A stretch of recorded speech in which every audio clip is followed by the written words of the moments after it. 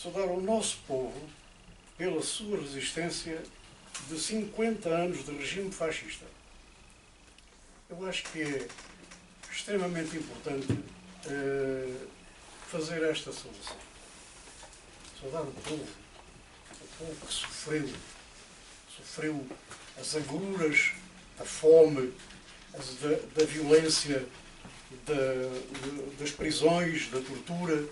O povo que viveu miseravelmente, saudá-lo, porque ele foi absolutamente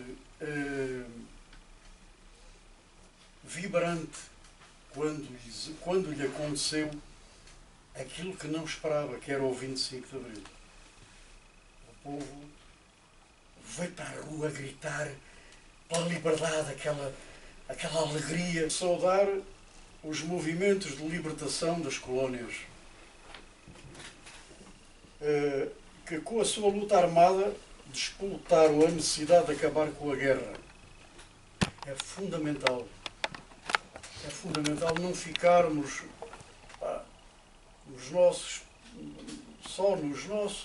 na nossa política, só envolvidos nas diversas posições políticas dos partidos, etc. E nos acontecimentos em si, mas perceber o antecedente. E o antecedente, aquilo que levou, que conduziu à queda do regime fascista, não foram os oficiais com toda a sua generosidade. Eles foram apenas o despoletar de uma necessidade. A necessidade de acabar com a guerra, porque ela estava perdida, graças aos movimentos de libertação. Saudar também, logicamente, o movimento dos capitães e a sua coragem para levar a cabo um golpe militar, que era a única saída para uma situação clara de clara incapacidade militar e política. Saudar os grupos e militantes marxistas-leninistas que se colocaram do lado certo da história ao renunciar ao capitalismo de Estado, aderindo às novas correntes de luta. É muito importante nós hoje olharmos para trás e verificarmos quanta generosidade houve naquela juventude que se demarcou-se do reformismo, demarcou-se da sua origem de classe, na maior parte deles, e organizou-se na luta, organizou-se com ideais, com novos ideais, os novos ideais influenciados pela China, influenciados pela luta contra o capitalismo de Estado da União Soviética, que já não tinha nada a ver com o socialismo. E essa generosidade dessa juventude tem que ser apreciada, realçada. O fim da ditadura não foi apenas o fim da guerra colonial, já de si algo extraordinário. Foi também a abertura das prisões políticas e a liberdade dos presos políticos. Foi a queda de um regime ditatorial.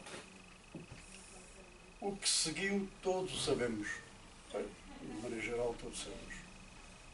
O movimento operário popular tentou erguer a luta pelos seus valores, através das mais variadas formas de organização, comissões de trabalhadores, sindicatos, comissões de moradores, comissões de luta, comissões de vigilância, as mais variadas formas de organização criativas do movimento operário e popular.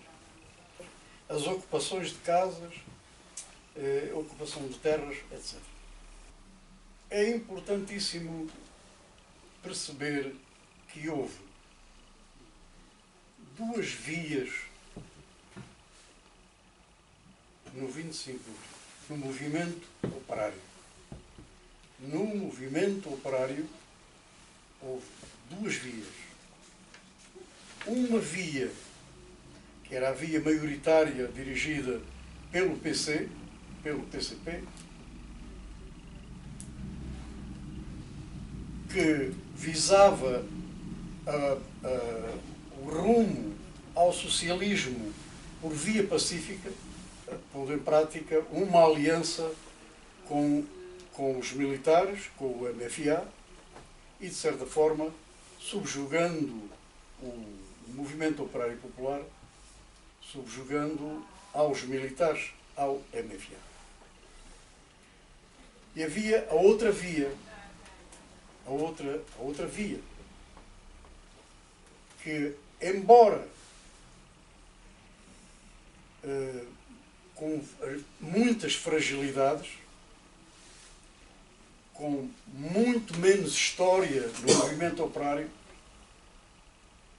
mas que foi essa via, e podemos orgulhar-nos nós, essa via que deu um cunho revolucionário ao PREC. Foi essa via, foram esses militantes revolucionários, com a sua ousadia, que disseram não ao reformismo, que foram para as manifestações, que tiveram nas ocupações, que estiveram na Embaixada de Espanha, que estiveram aonde o reformismo não quis estar e sempre tentou impedir. É muito importante percebermos e valorizarmos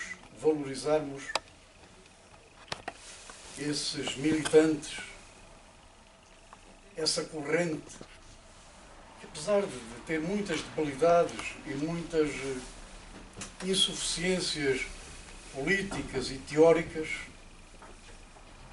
foi capaz de se organizar, de formar partidos, organizações e partidos, e dar ao movimento operário e popular um cunho de classe, um cunho revolucionário. Eu sou alentejano, estive até aos 17, 18 anos em Pias, que era a minha terra. O meu pai tinha uma alfeitaria, eu trabalhei com ele e trabalhei numa padaria 2 anos. E depois vim para cá, para Almada, para a zona de Almada, trabalhar como operário em fábricas de confecções. E, portanto, foi essa, quando veio o 25 de Abril, foi-me encontrar precisamente numa fábrica de confecções que tinha à volta de 250 pessoas ali na Cova de Piedade.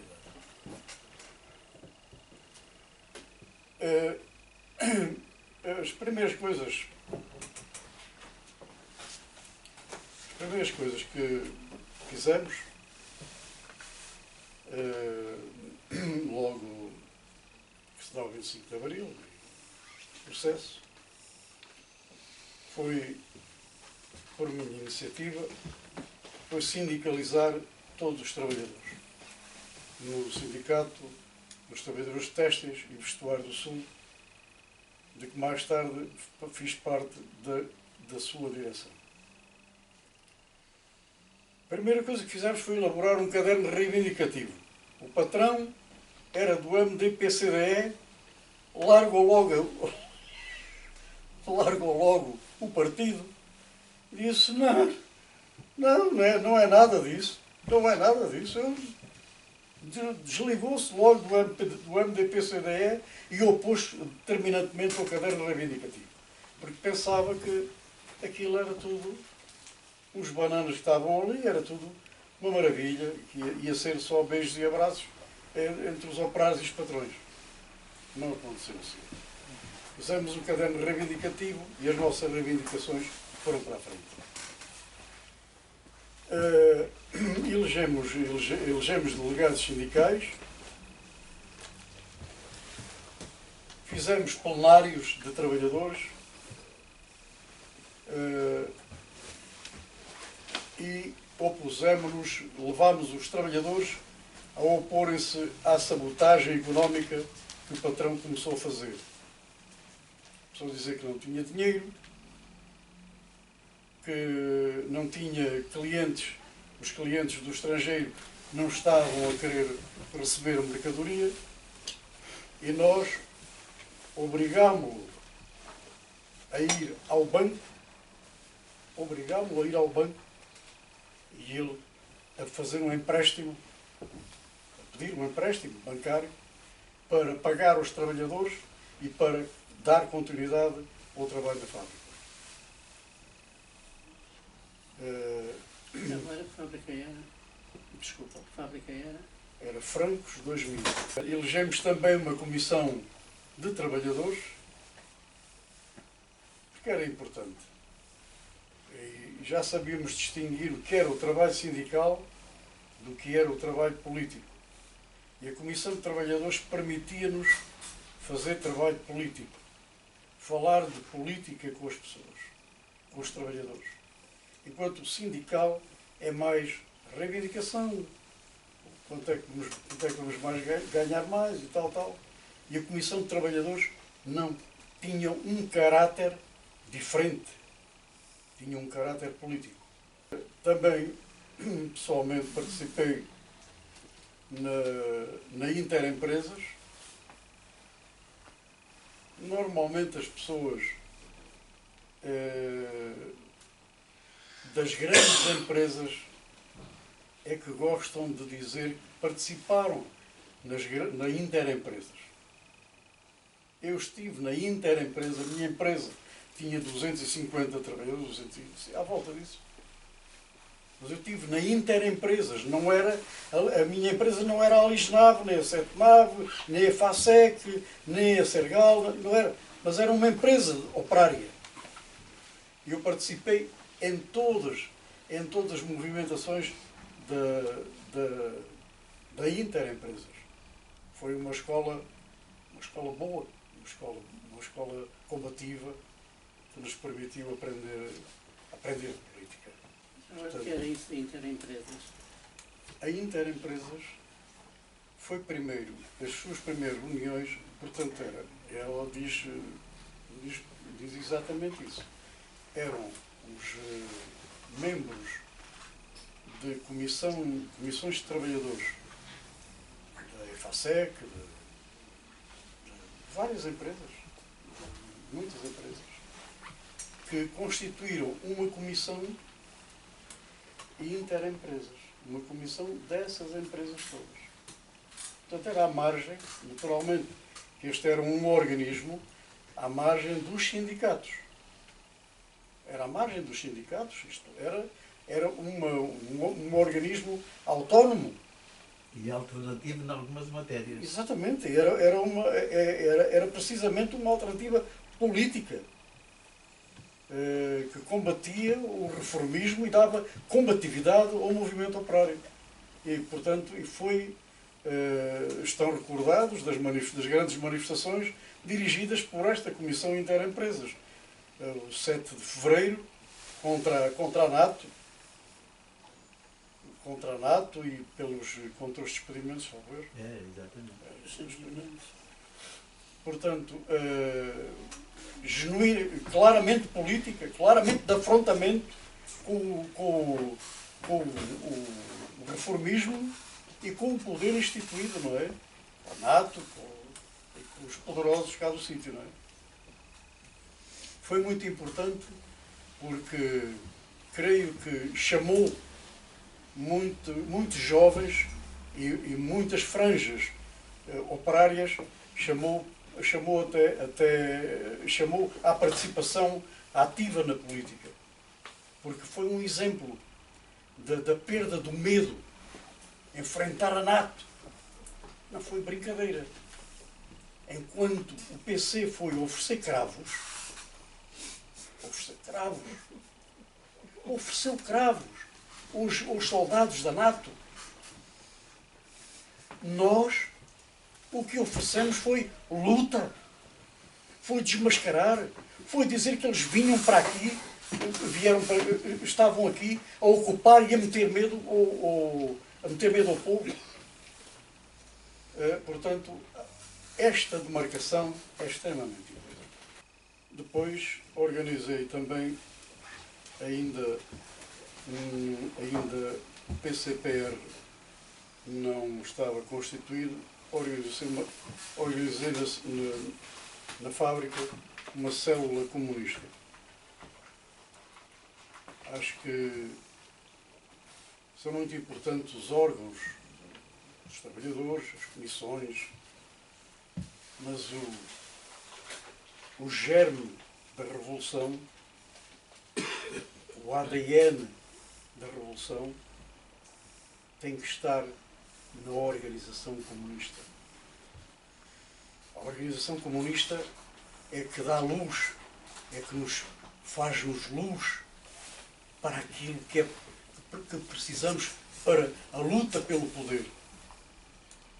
Leva-nos a organizar outras células, comitês, o partido, e levar as massas, levar a consciência das massas a outros patamares. E é para isso que servem os partidos comunistas. Não servem para andar a fazer passeatas, volta e meia fazer uma passeata para descomprimir o movimento. Não. Servem para levar os operários, os trabalhadores, para o caminho da revolução, desmascarando sempre o capitalismo. Hoje vai ali à margem sul, o camarada amigo, à margem sul, e hoje não vê uma fábrica de confecções, não vê uma fábrica têxtil, não vê uma fábrica metalúrgica, não vê uma fábrica da indústria naval, não vê de reparação, de navio, não vê fábricas de cortiça, não vê nada. É terrível. Mas a realidade é essa. Essa é a realidade. É a nova realidade da sociedade, das novas tecnologias que aí está muito claramente a manifestar. Eu sou de origem operária. Sou filho de um operário e sou filho de uma senhora que era funcionária das limpezas. É muito importante nós falarmos sobre o processo revolucionário em curso, hoje, porque o mundo está a ficar de pernas para baixo. E que fazer?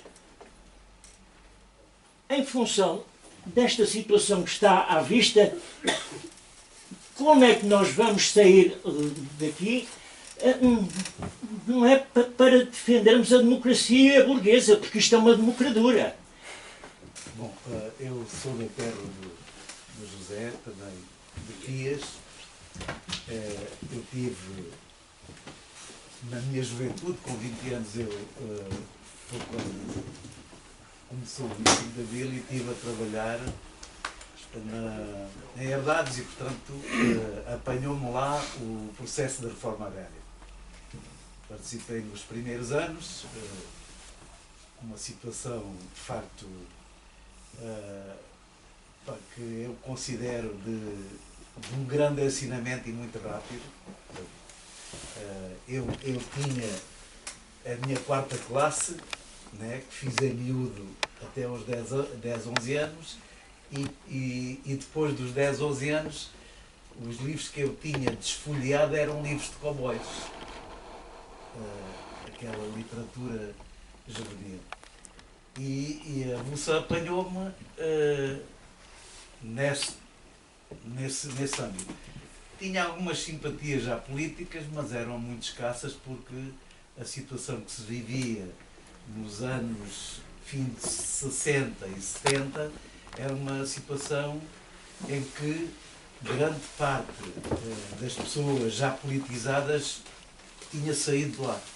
ou emigravam para ganhar o pão em França, ou na Suíça, ou na Alemanha, e outros tinham vindo, como foi o caso do Zé Borralho, para aqui as cinturas de Lisboa e de Setúbal trabalhar, porque lá não havia trabalho. Portanto, era uma situação, de facto, muito bem enganosa, que era o Alentejo, que tinha tido experiências de grandes lutas no passado, mas era um Alentejo, naquela circunstância, com pouca massa crítica.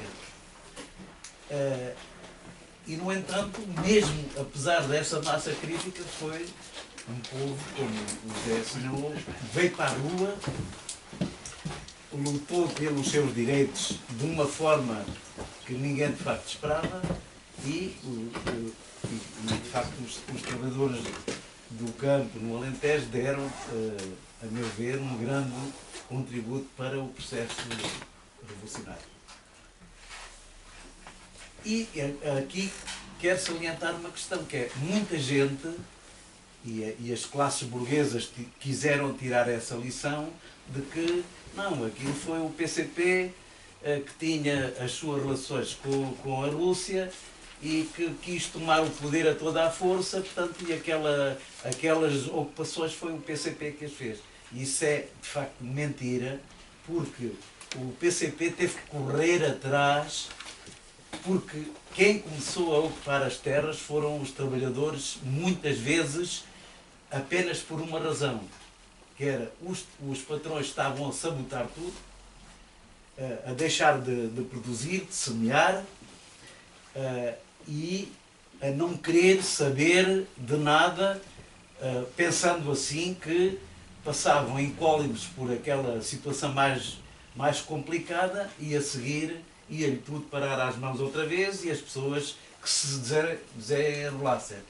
E de facto não foi assim, porque as pessoas exigiram condições de vida, exigiram trabalho, e foi nessa exigência, nessa grande mobilização, que foram empurrados para a ocupação das terras.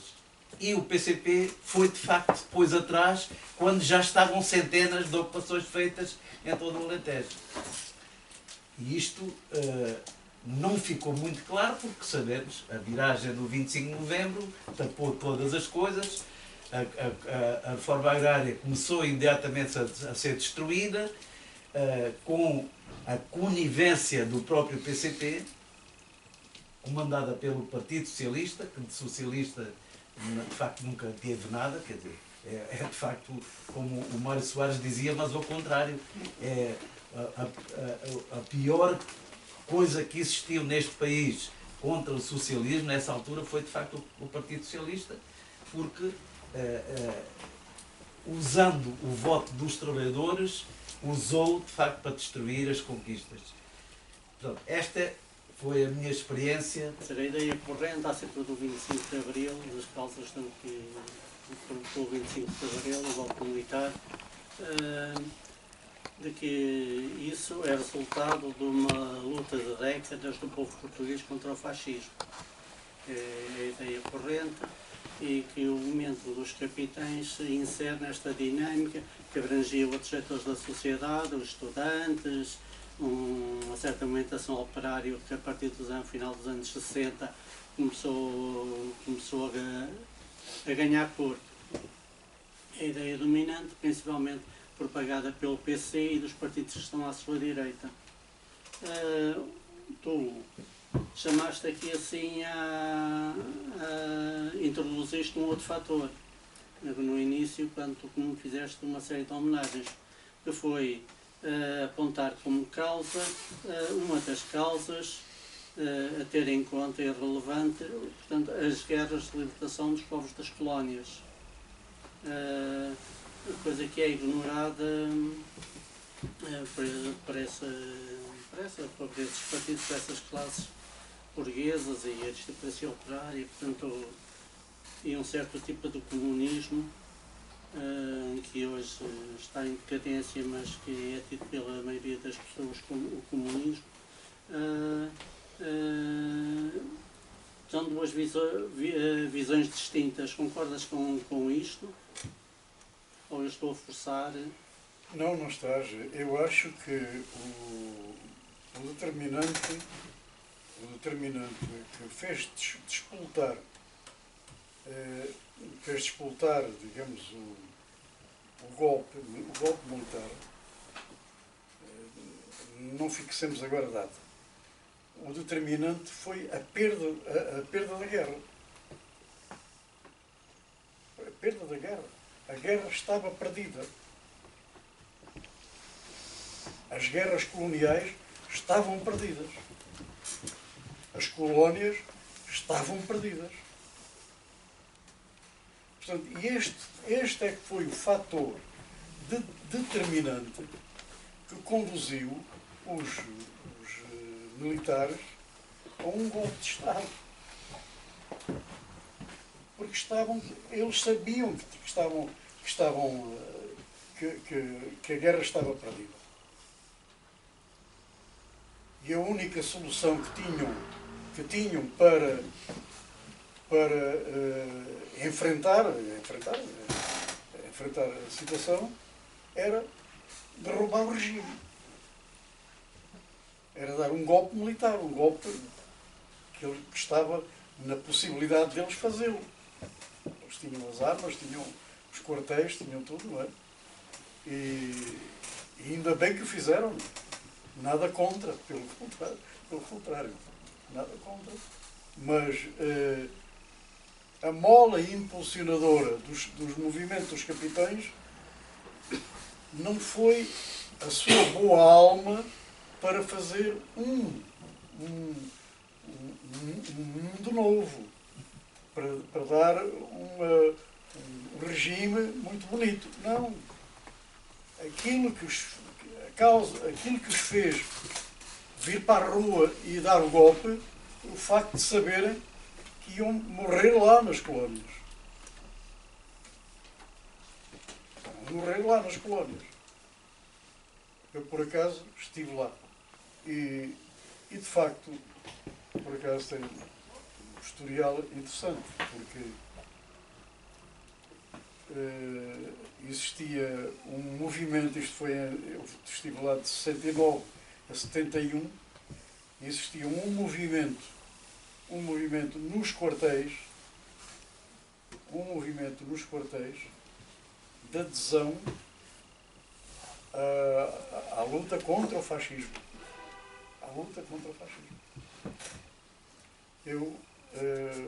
Existia uma coisa chamada o Cancioneiro do Niassa. Era o Cancioneiro do Niassa. Eu cantava e um colega meu que sabia tocar muito bem viola, corremos os quartéis todos das nossas redondezas a cantar o Zeca Afonso, e com a oficialidade, os oficiais todos a participar naquela coisa. Só houve no último dia em que lá estivemos, no penúltimo, vá lá, chamemos-lhe assim, que foi feita uma despedida e veio o brigadeiro, juntaram-se várias companhias e veio o brigadista no norte de Moçambique, em Marupa. Estive em Tangula e depois em Marupa. E veio o brigadeiro e eu tinha falado com 2 ferrieiros, disse: epá, nós temos que cantar aqui uma coisa que faça estremecer isto aqui. Epá, vê lá o que é que vais meter? Onde é que nos vais meter? A menina dos olhos tristes, do Zeca Afonso. Aquilo é a condenação da guerra, não é? Quer dizer que o soldadinho volta num caixão de pinho. Volta do outro lado do mar, vai num caixão de pinho, vai morto. E quando eles alinharam, eu cantei, na altura tinha uma voz bonita, agora não. E aquilo era um silêncio, daquela coisa que a gente até corta o silêncio. Quando acabei de cantar aquilo, Menino dos Olhos Tristes, o que tanto a faz chorar, o soldadinho não volta do outro lado do mar. E por aí fora.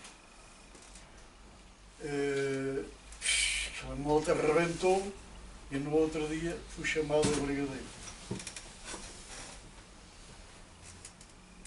Tu não sabes que aquela canção do Sol da Vida está proibida.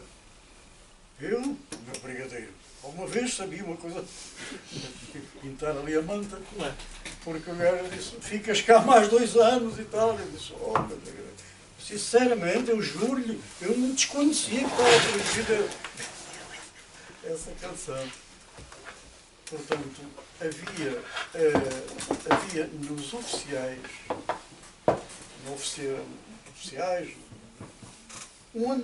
havia um ambiente na tropa contra a guerra. É preciso nos juntar. Mas e como é que fazemos isso? A ideia não é a superestrutura saliar, é sob um programa. Portanto, é em função de um programa colocar em debate e as pessoas poderem pronunciar sobre ele. Estava, ao que eu compreendo, já há muito tempo com uma compreensão daquilo que era o regime, daquilo que era a guerra e de que precisava haver uma luta da classe trabalhadora, luta que estivesse desde o começo que isso foi possível envolvido e organizado. Mas eu fico realmente curioso como chegaste naquilo que certamente era um mar de ideias, de propostas de luta, a meu ver, é um dos momentos mais ricos da história, de perspectivas e de tentativas de construir uma nova sociedade.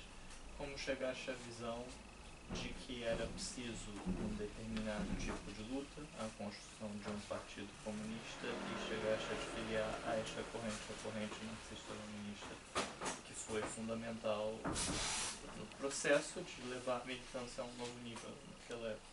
Eu fico realmente curioso sobre isso. Na minha terra, em 1960, em Pias, existiam quase 100 presos políticos.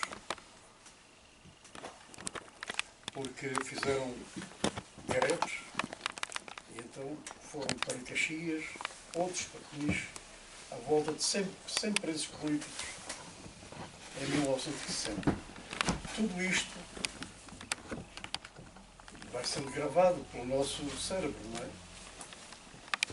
O acontecimento rodeou-nos e nós não vivemos num outro sítio, vivemos naquilo. Eu recordo-me de, em Pias, ser feita uma manifestação pela morte de Catarina Eufémia. Eu era uma criança, tinha 7 anos. Tinha 7 anos. Ela morreu em 1954, mataram-me.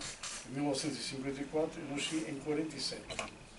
Mas recordo-me de ver a massa na rua a gritar. Mais tarde, pronto, a vida vai seguindo, e eu vim da tropa. A tropa já tinha algumas ideias, mas eram ideias muito esporádicas, muito desorganizadas. E entrei numa escola para tinha a 4ª classe para tirar o primeiro ciclo. Para tirar o primeiro ciclo. Que era dirigida pelo PCP. Portanto, filiei-me no MDP, CDE, na altura, mas entretanto, um militante marxista-leninista veio ter comigo e disse-me assim: tu conheces um tipo chamado Francisco Martírio Rodrigues? E eu, claro que já tinha ouvido falar de Francisco Martírio Rodrigues, mas era estava longe, não é? E ele trouxe-me luta pacífica e luta armada. Foi o primeiro texto que eu li e que me levou para outro caminho. E, entretanto, ofereceram-me um livrinho das citações do Mao Tse Tung. E tudo isto foi fazendo um bolo. O cérebro foi captando estas coisas e foi sentindo a necessidade. A necessidade de marcar do revisionismo, a necessidade de perceber que a União Soviética já não era o socialismo e, portanto, o caminho foi este. Perspectivas para a gente sair do estado em que está. Quer dizer, avançou uma ideia que, em princípio, parece ser uma ideia que faz sentido. Portanto, o estado de barbárie que o capitalismo cada vez se afunda mais, portanto, os comunistas se juntarem, mas à partida parece uma coisa sensata. A questão que coloca-se é, quando falamos de comunistas, estamos a falar de quê? Não é? Quer dizer, a gente olha, os trotskistas são comunistas, os stalinistas são comunistas, os maoístas são comunistas, anarquistas também se dizem comunistas, há correntes autónomas e não sei o que se dizem comunistas. Quer dizer, o comunismo hoje, quer dizer, é um chapéu bastante largo. E a gente defronta-se com um problema que é que, desde 1900, portanto, começando não indo longe, desde a Revolução de 17 até hoje, o percurso desse movimento comunista que fez aquela experiência tentativa de construção do socialismo num só país, encontrou uma série de dificuldades. Essas dificuldades foram nascendo vários destes comunismos. Foram dissidências que, graças às dificuldades, tentavam encontrar respostas de outro tipo. Certas são erradas, isso é outra questão. Mas o que é certo é que chegámos a 1989, 1990, e aquele socialismo real que existia, o Bloco de Leste e não sei o quê, Cuba, Coreia, a China, tudo aquilo desapareceu, foi varrido, e o que ficou foi um grande vazio, e entre as massas o descrédito daquilo, porque se começou a descobrir, começou-se a saber, já não servia a desculpa de que isto é propaganda da CIA e do não sei quê, não sei quantos mais, mas começou a ser de tal forma evidente e indesmentível uma série de atrocidades, de crimes que esses regimes cometeram. E hoje a esquerda, em relação a isso, a esquerda está engasgada com isso. Não está só engasgada. A esquerda, peço desculpa, mas a esquerda que nós conhecemos como esquerda, por exemplo, em Portugal, não está só engasgada. A esquerda abandonou completamente o comunismo e mais, há uma certa esquerda que ataca o comunismo como ataca o capitalismo. Porquê? Porque essa esquerda, de facto, é um braço do capitalismo também, transformou-se num braço do capitalismo. E o problema eu acho que estás a pôr a questão mesmo como ela é. Mas a gente não se entende sobre isso, é uma unidade. Mas eu acho que nós temos uma situação em Portugal e no mundo acerca disso que é muito específica, que é, de facto, isso aconteceu tudo, o comunismo, o sistema alternativo que estava em construção e que é uma fase transitória, né? Portanto, porque o socialismo como sociedade não existe. O socialismo é uma transição até chegar à sociedade superior, sem classes. Né? Essa transição fez aqui, ali, aos solavancos, para aqui, para ali, e depois não conseguiu avançar mais. Não chegou a transitar sequer para um socialismo científico. Eu estou de acordo com a ideia que não basta as pessoas juntarem-se à espera que saia, digamos, uma ideia brilhante. Mas acho que nós temos uma matéria bastante importante que precisa de análise, que é, no fundo, o pré, que é isso que estamos aqui a bater.